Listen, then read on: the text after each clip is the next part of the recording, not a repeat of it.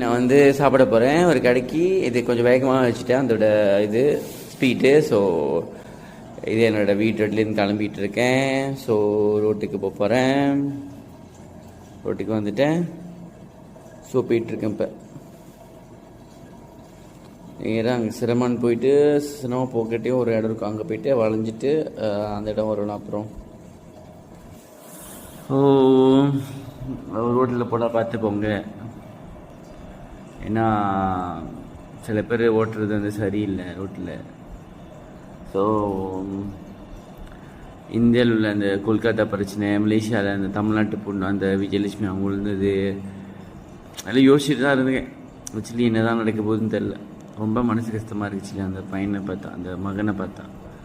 So சீக்கிரமாக அங்கே தப்பிச்சு பொழைச்சி வந்துடணும் வேண்டிக்கலாம் நம்ம கடவுள்கிட்ட.